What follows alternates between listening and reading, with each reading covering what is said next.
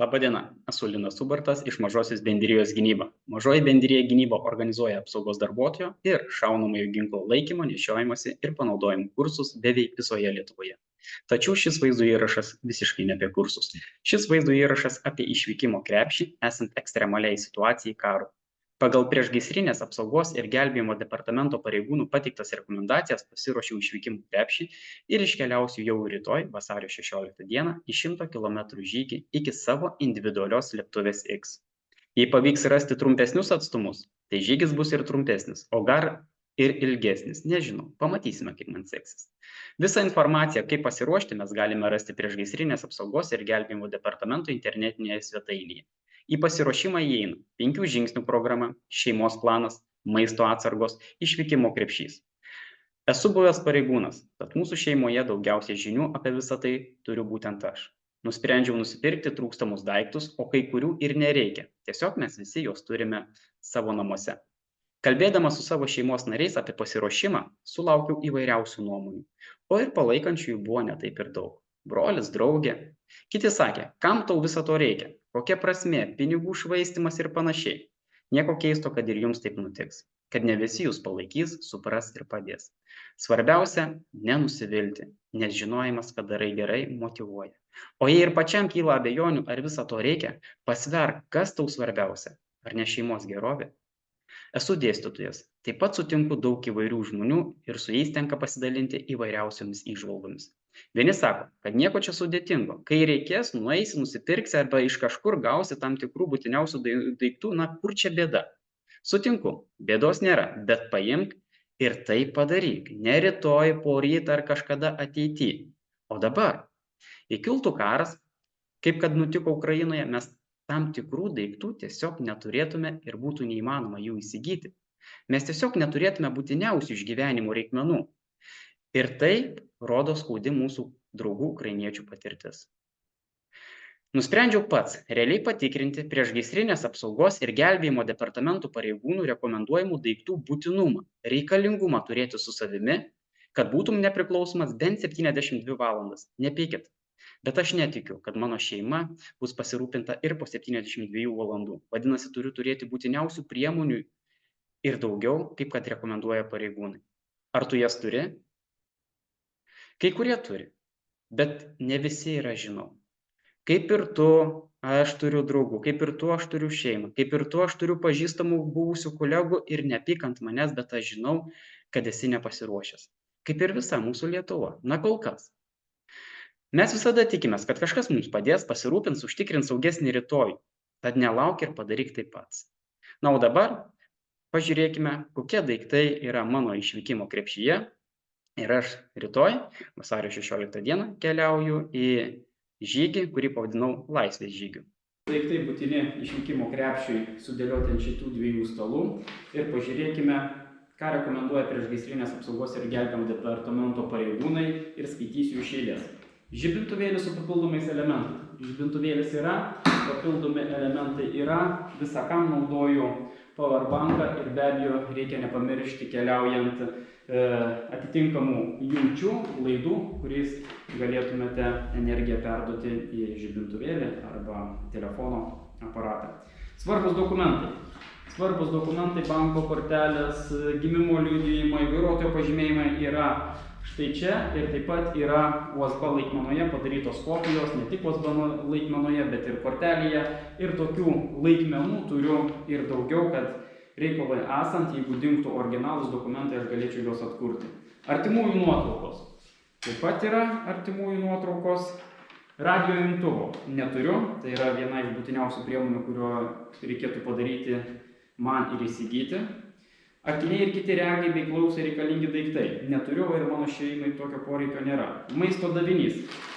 Turiu sauso džiovinimo, liofilizuotą maistą, džiovinti vaisiai, sriubos ir taip pat pasirinksiu draugo dovanotą amerikiečių kareivių sauso davinį, galėsim palyginti jo kokybę su liofilizuotu maistu. Papildomas maistas esant specialiems poreikiams. Mano šeimoje tokių asmenų nėra, todėl aš jo ir neturiu. Mechaninis konservų atidarytuvas. Yra šaukštas, atidarytuvas, peilis, šakutė. Pirmosios pagalbos rinkinys yra ir vaistai, kurie netilpo į pirmosios pagalbos rinkinį. Maistas kūdikiams, sauskelnės, drėgnos servetėlės. Drėgnos servetėlės yra, sausų pampersų, sauskelnių nereikia, nes mano šeimoje tokio poreikio nėra. Žaislai, knygos. Vaikas pakankamai dar mažas, tai knygutė, žaisliukai tikrai jį pradžiugins. Drabužiai persirinkti yra. Tualetiniai reikmenys. Visi tualetiniai reikmenys 3 asmenims yra štai čia.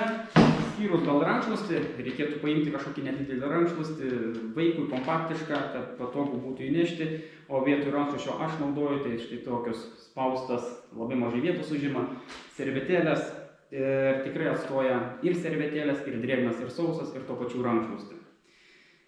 Šilta antklodė. Tai vietoj šiltos antklodės aš renkuosi kokybišką miegmaišį. Kaukės nuo dulkių yra. Degtukai. Vietoj degtukų renkuosi žiebtuvėlį. Jeigu jisai sugestų, tai čia aš galėčiau dar ugnies turiu. Maisto šildytuvą turiu tokį. Pieštukai ir popierius. Popierius yra, tušinukas, pieštukas yra. Grynieji pinigai. Grynieji pinigai kažkur tai buvo, taip, grynieji pinigai yra. Grynieji pinigai yra. Cigaretės. Neturiu cigarečių. Na gal ir reikėtų, kaip rekomenduoja pareigūnai, tai pasitarnautų kaip mainų priemonė, jeigu būtų poreikis. Pirmosios pagalbos vaistinėlė, vėlgi štai čia kartojasi. Šeimos nariams būtini medikamentai. Viskas, kas aktualu ir kas reikalinga mano šeimai, taigi yra šitoje pirmosios pagalbos vaistinėlėje ir visi būtiniausi daiktai sudėti. Tai yra ir termometras, ir įvairiausia tvarsliava, ir vaistai nuo skausmo, ir vaistai nuo viduriavimo, ir vaistai nuo temperatūros, taigi viskas yra štai čia. Taip pat reikėtų pasirūpinti vandens atsargomis. 12 litrų vandens vienam asmeniui. Tai reiškia 72 valandom čia. 72 valandoms 12 litrų vandens. Aš į žygį pasiimu 2,5 litro vandens, panešti didesnį kiekį, na kažkur tai planuoju keliauti apie 100 km. Manau, kad tai turėtų užtrukti apie kažkur tai 25 valandas, na grubiai apie 30 valandų, tai be abejo šito vandens man neužteks ir pagal pareigūnų rekomendacijas man to neužtektų. Net jeigu atsitiktų taip, kad ekstremalios situacijos metu pavyktų saugiai pasišalinti su dideliu kiekiu vandens, kaip kad rekomenduoja pareigūnai, kaip tai padaryti, aš keliu hipotetinį klausimą. Tai todėl kaip alternatyvą aš galvojau ir įsigijau vandens filtravimo prietaisą. Jis išfiltruoja apie 1000 litrų vandens ir tikiuosi, na, jis kokybiškai tai padaro. Nes priešingų atveju bandžiau pasverti 5 litrai vandens, sveria 5 kg. Ir štai čia reikia 12 litrų vandens vienam asmeniui 72 valandoms. Tai mano šeima yra 3 asmenys. Tai įsivaizduot, koks didelis kiekis ir kaip vėlgi aš pasikartoju jį panešti. Tai yra beveik neįmanoma. Tai keliaujant man rytoj vasario 16 dieną į savo individualią saugią vietą X, be abejo, aš tokio kiekio vandens nepanešiu, nes atstumas yra labai ilgas, tai su vandeniu reikia galvoti, kaip išsisukti.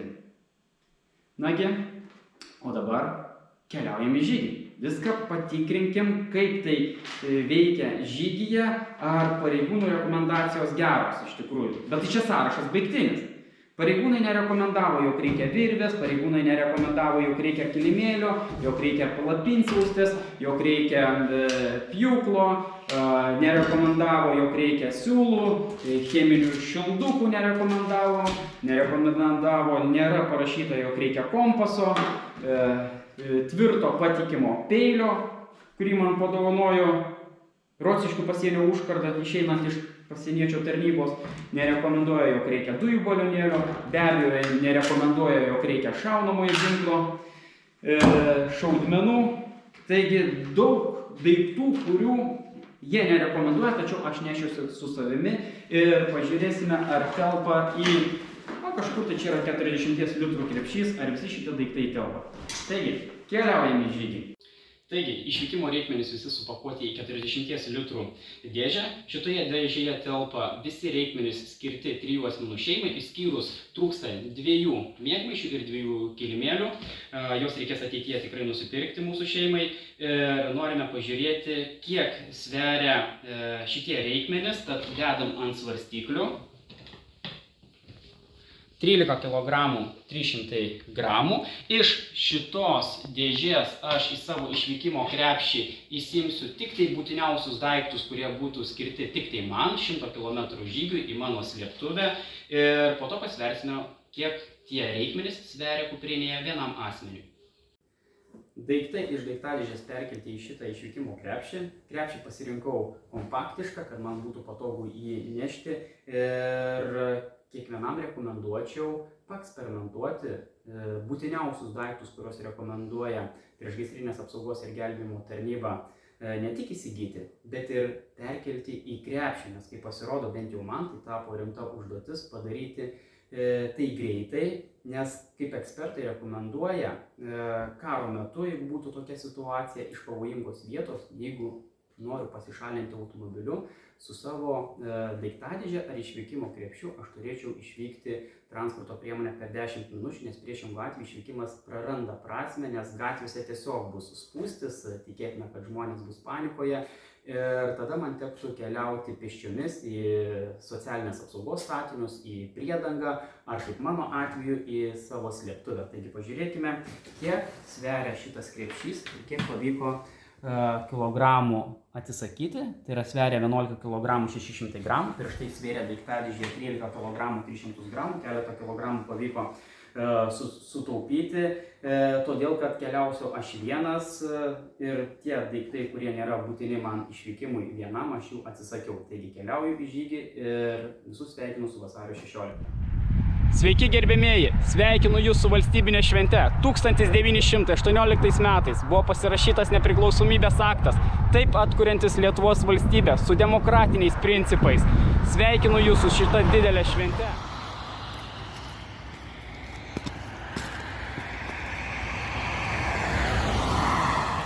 Pirmieji 13 km įveikti pakankamai sėkmingai, vidutinis greitis kažkur tai apie 6 km per valandą greičiu, po to greitis pradėjo lėtėti. Greitis pradėjo lėtėti dėl to, kad batai nutrynė koją, atsirado žaizdelė, gerai, kad turiu pirmos pagalbos vaistinėlę, susitvarstau ir keliauju toliau. Einant kažkur tai apie 30 km pašvietų saulį, užvaldė filosofinės mintis apie laisvę. O kas man yra laisvė? Man laisvė esi tu, mano sūnau, mano mama, draugė, broli, tėvė ir visi jūs, mano giminaičiai, draugai ir pažįstami, o ir tu, kuris žiūri šitą vaizdo įrašą. Visi mes esam šeimos, o tos šeimos mes ir sukuriam valstybę. Valstybę su visą tai, ką mes turim, ir pažiūrėk. Ar visą tai negražu? Visą tai yra mano ir tavo. Vienas geras pažįstamas pasakojo istoriją apie tai, kaip prasidėjus Antram pasauliniam karui, jo giminaitis, sužinojęs apie ekstremalią situaciją, nusprendė pabėgti į Australiją, palikdamas savo šeimą. Aš nežinau, smerkti ar teisinti, kas aš toks. Vienas Dievas teisėjas. Ir lieka toks hipotetinis klausimas. O kaip pasielgtum tu? Kaip pasielgtų mūsų išrinktieji valdžios atstovai? Zelenskis yra pasakęs, aš lieku su jumis. O kaip pasielgtum tu? Kaip pasielgtų jie? Ir visiškai nesvarbu. Nesvarbu, nes aš lieku čia. Jeigu aš lieku čia, gal liksi ir tu. Mes žinom, kas yra vergovė, priespauda, bet tuo pačiu mes žinom, kas yra ir laisvė. Mes esam laisvi, mes esam stiprus ir jeigu pasiruošime, mes būsime dar stipresni. Jau artėja vakaras, dabar yra po 4 truputį, leidžiasi saulė. Būtų gerai surasti miškingą vietovę priedangai, nes naktį žada lietų. Taip pat reikėtų susirasti kažkokį tai vandens telkinį, vandens filtravimui, nes pasiėmiau iš viso 2,5 litro vandens. Litrą jau išnaudojau, eidamas 40 km. Dar reikia maisto pasigaminti, taigi rytoj tikrai neužteks.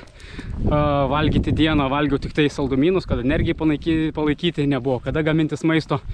O ir kam man maisto? Sveriu apie 70 kg, pakankamai esu užtaupęs nemažai svorio, taigi turiu resursų. Keliaujam ieškoti priedangos. Pagaliau pavyko surasti užuovėją, pasistačiau išgyvenimo palapinę.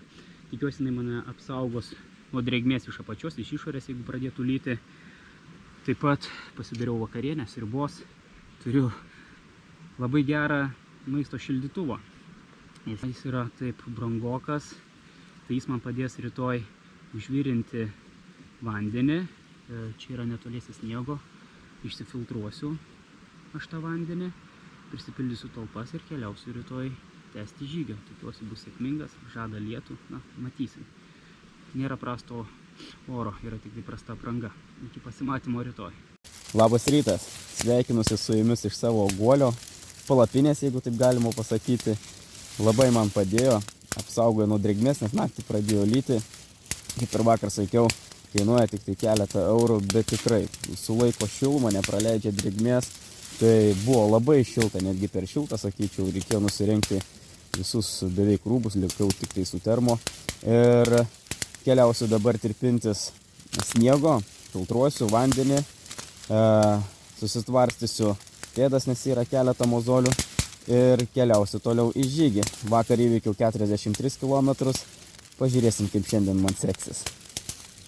Tirpdžiau sniegą, šildžiau jį, tačiau tai kainuoja man daug energijos. Vargu ar šiandien pasieksiu savo slėptuvę ir man reikia vandens. Aš nežinau jo vandens kokybės, tačiau turiu filtrą ir bandysim pasisemti vandens. Pažiūrėsim, ar iš tikrųjų tas filtras atlieka savo darbą. Ilgai tenka sniegą tirpdinti, kol jis ištirpsta, kol pašyla, net nespėjau užvirinti. Taigi gersim vandenį iš upelio. Ir vyksta vandens filtravimo darbai. Pažiūrėkime, vanduo koks drumzlinas. Šitas vanduo yra nefiltruotas. Šitas vanduo jau išfiltruotas. Šitas vanduo pagamintas iš sniego ir perfiltruotas per katadino filtrą. Šitas filtras, kaip gamintojas deklaruoja, gali išfiltruoti iki 1000 litrų vandens, sulaiko bakterijas 0,1 dydžio mikrono, tai būtų 0,0001 mm dydžio bakterija, sulaiko įvairiausias nuosėdas. Tai pažiūrėkim, ar iš tikrųjų čia ta kokybė bent jau matomai vizualiai. Ir pažiūrėkime, pilame tą pačią talpą, nes kitos neturiu. Ir bent jau vizualiai pažiūrėkime, ar matosi čia ta filtracijos kokybė. Buteliukas yra patogus, jisai sulankstomas, pagamintas iš tvirto plastiko, todėl patogu jį transportuoti. Toks vaizdas, kad aš atlieku kažkokią tai reklamą. Ne, tik tiesiog nemačiau kainos ir kokybės santykiui kažko normalesnio. Mano draugas, geras pažįstamas, yra nusipirkęs vandens filtravimo sistemą, kuri kainuoja 400 eurų. Kosmosas, aš neturiu tokių pinigų, tai bandau kažką ieškoti kainos kokybės santykiui. Na ir va, prieš tai matėte vandenį, koks jis buvo drumstas, o dabar skaidrus. Vanduo, kaip iš parduotuvės. Keliaujame į žygį. Baigėsi lietus, tad nusprendžiau padaryti keletą vaizdo įrašų ir pradėsiu nuo aprangos. Mano apranga yra panašiai kariška, pasienietiška. Išeidamas iš valstybės sienos apsaugos tarnybos gavau dovanų šitą aprangą. Ir jos nederėtų vilkėti esant ekstremaliai situacijai karo metu, nes agresorius tave gali palaikyti priešu ir tada viskam jau galas.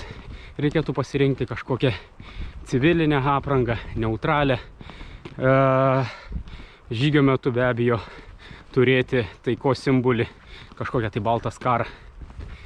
Mano apranga netinkama, tai todėl galim padaryti išvadą apie tai. Tačiau kas dar čia joje netinkama ir kas dar joje gerai? Batai. Batai mano taip pat yra tarnybiniai. Reikėtų avėti kažkokius civilinio pobūdžio batus. Gerai su jais yra tai, kad jie neperšlampa. Gali bristi per purvą, kaip kad man ir buvo, kada stačiau stovyklavietę, kada ėjau prie upelio filtruoti vandens. Jeigu civilinio pobūdžio avalynė, iš tikrųjų nežinau, kada jūs pamatysite šitą vaizdo įrašą, būkit geri, patarkite man, kokie civilinio pobūdžio žygio batai neperšlaptų, būtų atsparus moliui ir būsiu jums labai dėkingas. Šitie batai taip pat yra labai sunkus. Oda per pėdos sąnarį, kada lenkiasi, padaro nuospaudas, mozolius, tai tenka kentėti skausmą. Ir vaistai, bent jau nenoriu dėjoti, mano atžvilgiu tai jau nebepadeda.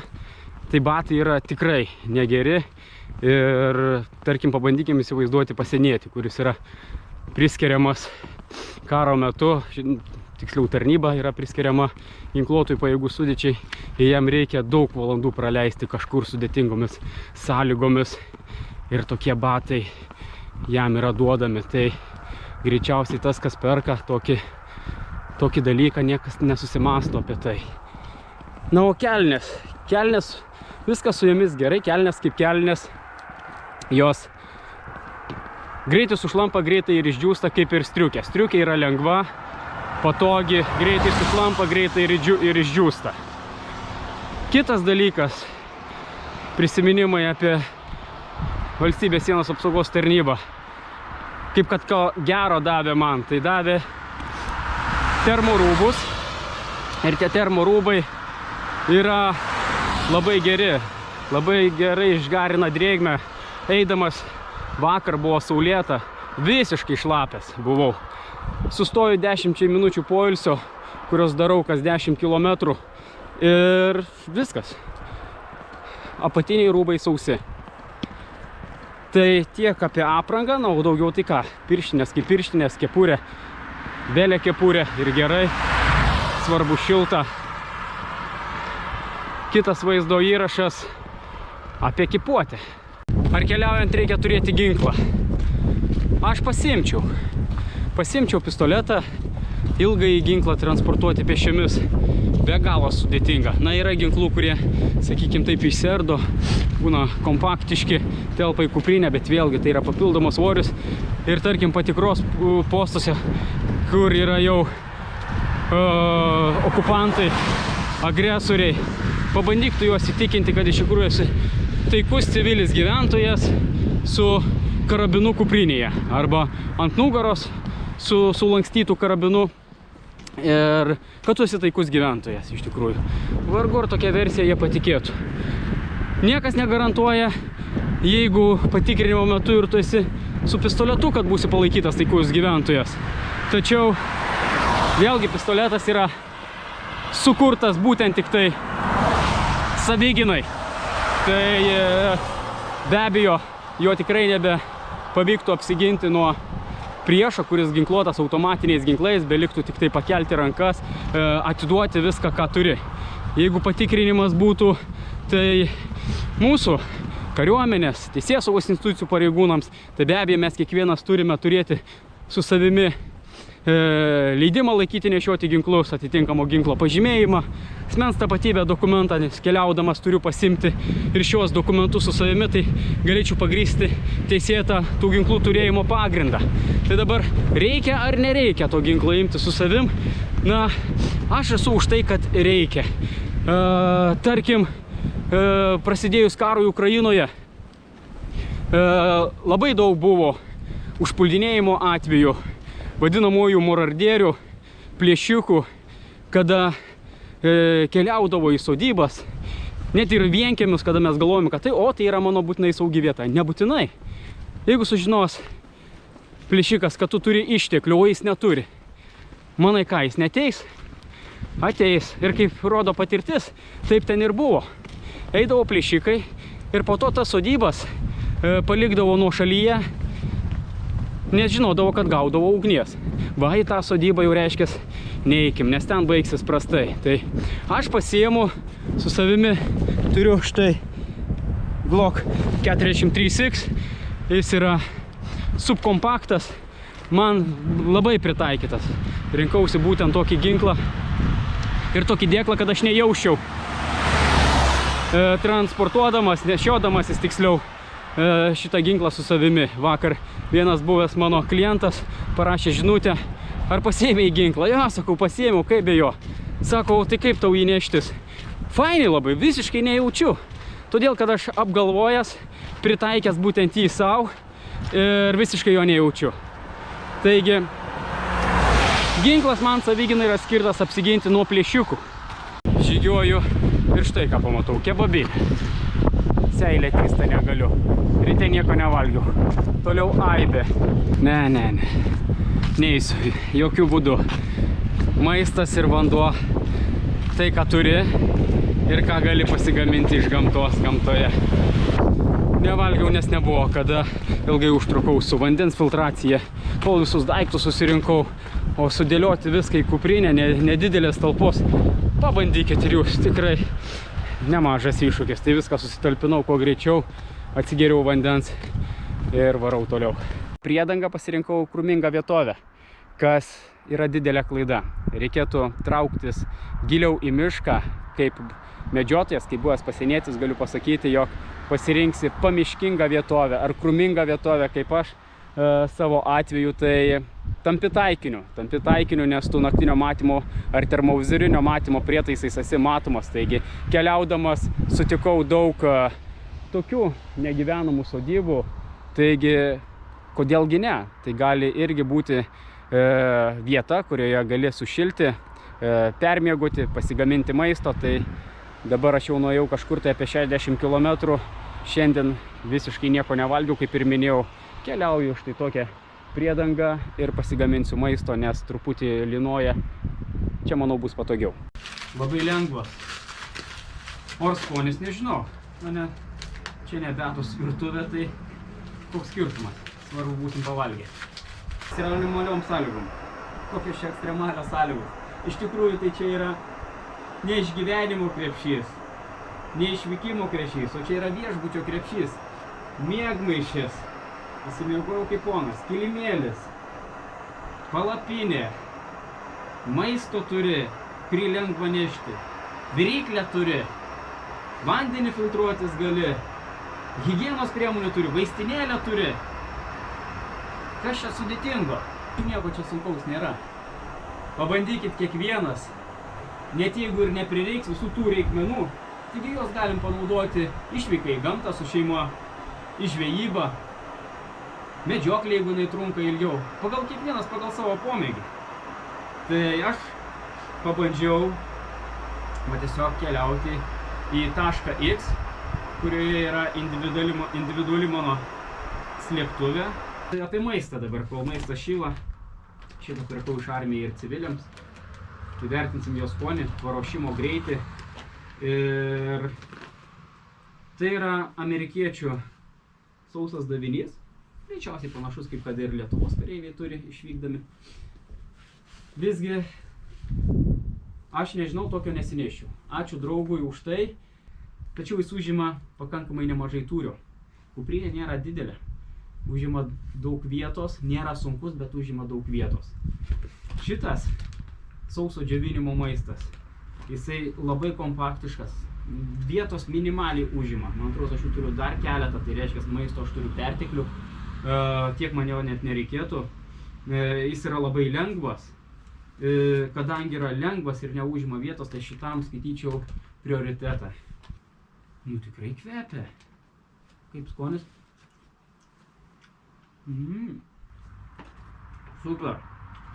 Aišku, jisai brangus yra. Jis kainuoja 9,50. Bet tikrai verta. Na ką, papietavau. Šitos Šito statinio aš nesirinkčiau nakvojimui. Čia baisus šiukšlynas. Sunku būtų kur ir kilimuką pasitiesti, ir vienoj, ir kitoj patalpoj. Na, iš bėdos galima, be abejo, jeigu jau viskas nebėra kur, lyja, sninga, kažkas tai tokio ekstremalaus, sakykim, tai jau, aišku, vis geriau negu nieko.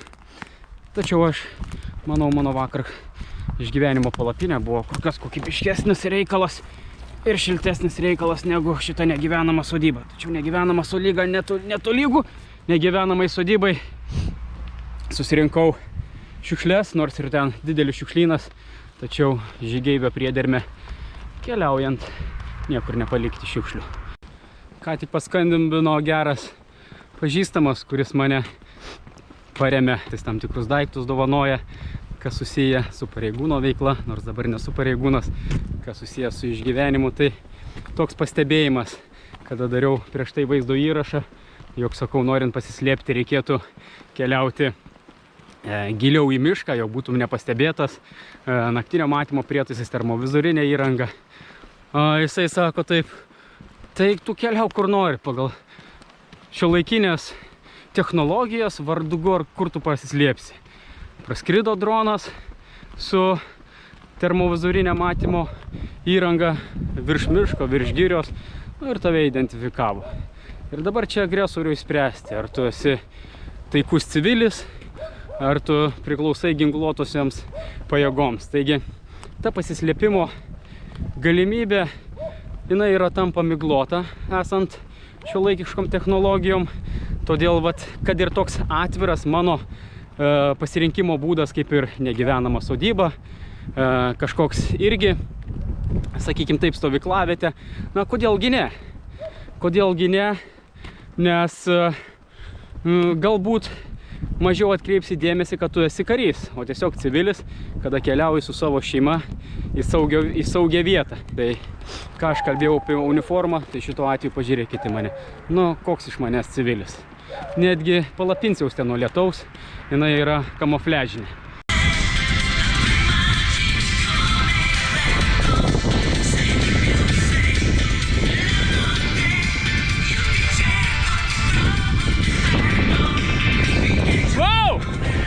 Man smagu! Visada už debesų yra saulė, kad ir kas benutiktų. Ten yra saulė. Baisus oras. Pirštinė sušlapo visą laimę, kad antras turėjau. Jeigu sušlampa rankos, sušlampa batai, viskam galas. Temsta. Paskutinis vaizdo įrašas prieš pasiekiant finišą. Apie tai, kad žmonės, kuriuos sutinku, o kai kuriuos neišvengiamai, jie yra šeimos nariai, ir apie tuos pažįstamus, o ir profesiniai veikloje tenka sutikti daug žmonių, įvairiausių ir pasikalbėti. Taigi, neišvengiama tema yra karas, nes jis vyksta visiškai netoli Ukrainoje, apie neramumus apskritai visame pasaulyje. Ir aš suskirčiau žmonės į keletą tokių rūšių. Vieni kažkokių negatyvumo piliulių privalgė, kiti pozityvumo ir vieni iš tų negatyvių, tai jie sako, kam čia reikia ruoštis, kam čia tas tavo išvykimo krepšys, vis tiek atskris, išdaužys čia viską, nieko nebeliks, o kam daryt, nu tai vis tiek nėra jau gyventi prasmės. Tai su tais aš sakau, nėra prasmės ką kalbėti. Pasiūliau nupirkti generatorių. Nusakau, jeigu dingtų elektra, kad mes galėtumėm būti autonomiški, mes galim benzino užsipirkti, gi negendantis dalykas. O ja, tau kokie susilaukiu pasipriešinimo. Paėmiau ir nupirkau. Ką dabar? Kiti, jie sako, kad taigi NATO apgins. Kam čia ką daryti, kam ruoštis, kam tos slėptuvės, kam išvykimo krepšiai, kam maisto atsargos. Taigi apgins mus. Treti sako, valstybė pasirūpins. O jeigu kas valdybė, yra socialinės apsaugos statiniai, priedangos, nuveiksiu, aš ten visko gausiu.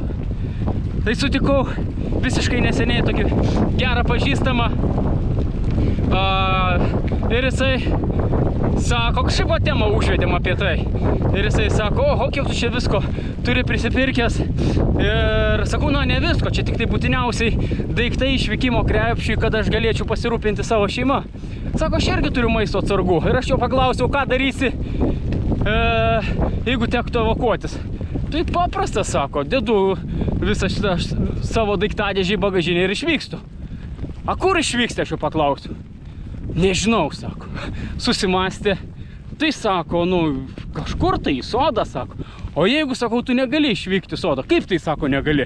Na, kaip pavyzdys, sakau, įsivaizduokim, kyla sumaištis, gatvėse spūstis ir kol tu susidėsi savo daiktus, kol ką stringi spūstyse ir panika, ką daryti. Tai jisai sako, apie tai nepagalvojau. O jis tada sako, vis tiek reikia tada stebėti įvykius. Ukrainoje nebuvo niekas iš niekur.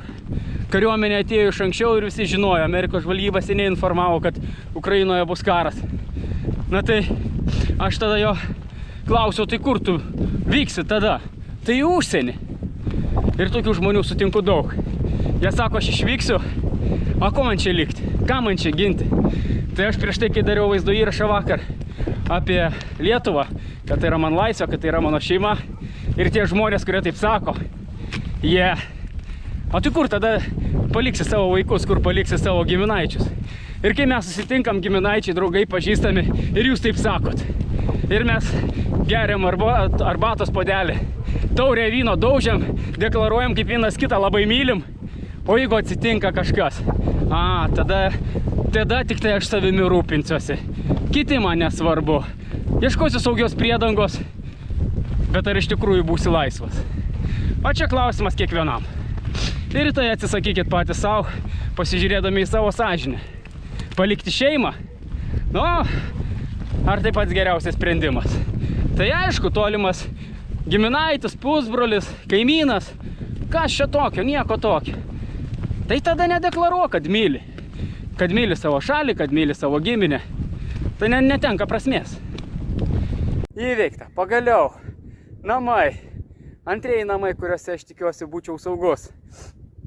Ir planuotas tikslas pasiekti juos padarytas 88 km. Ne 100, kaip ir kalbėjau ankstesniuose įrašuose. Taigi, mes turim šeimos planą, mes turim slėptuvę, mes turim išvykimo krepšius, mes turim atsargas visokias, kad galėtumėm būti autonomiški.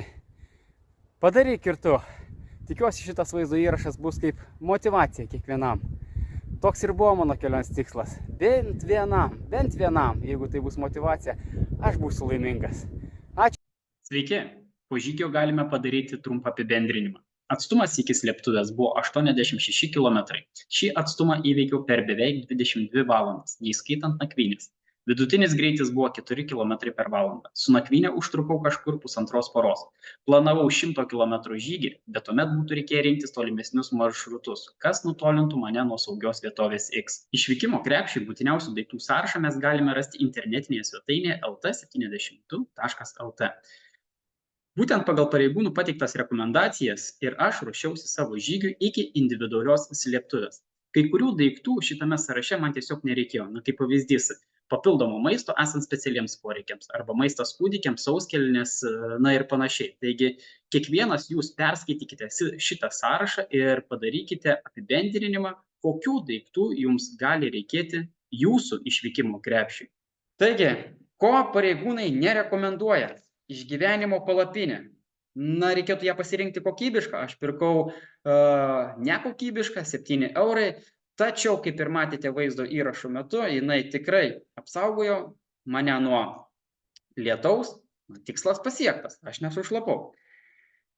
Palapinsiauste. Jeigu keliauji toliau, o kur tu keliausi? Ką, galvoji, kad pasislėpsi kolektyvinės apsaugos statiniuose ir ten būsi saugus? Kad tavim bus pasirūpinta, atveš maisto, be abejo, tau reikės tik tai antklodės, užsiklosi, atveš vandenėlio, nieko tau daryti nereikia, viskas baigsis karas, grįši į savo namus. Aha, pagalvok dar kartą. Taigi, reiškia, gali tekti keliauti įvairiausiamis oro sąlygomis. Taigi, patarlė yra tokia, nėra blogo oro, yra tik tai prasta apranga. O kad būtų ir apranga gera, reikia apie tai pagalvoti. Yra būtinai apie palapinsiaustę. Nežinau, kokia turi būti striukė, jeigu keliaujant, sakykime taip, 40 km per dieną, pastoviai lyja lietus, tai kokia jinai turi būti, kad visiškai neperlitų. Bent jau aš to nežinau. Todėl palapinsiaustė būtinas dalykas. Kilimėlis atsigulti. Pareigūnai to nerekomenduoja. O kur gulsisi, keliaudamas pėsčiomis? Ant pagrindo, iš kurio vėlgi drėgmė, šaltis ir tu kitą dieną jau būsi sergantis, tavimi reikės tiesiog pasirūpinti.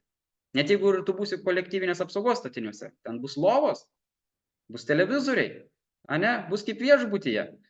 Pagalvokim dar kartą apie tai. Taigi kilimėlis būtinas. Rankų kojų cheminiai šildukai, būtini dalykai. Keliaujant gali turėti kokybiškas pirštines, tačiau jeigu tu pamiršai pasimti atsarginės ir jos sušlapo, reikia galvos skausmas, kaip jas išdžiovinti, arba bent jau pirminėje stadijoje, kaip tau sušilti rankas. Taigi, cheminiai šildukai man tikrai pravertė.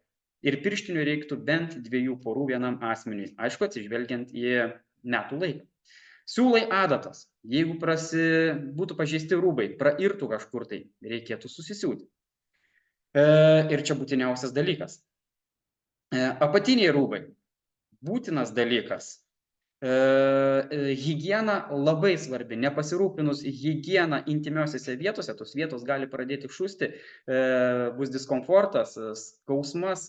Taigi būtinai reikia rūpintis higieną, plauti ir keisti apatinius rūbus. Energijos talpyklos.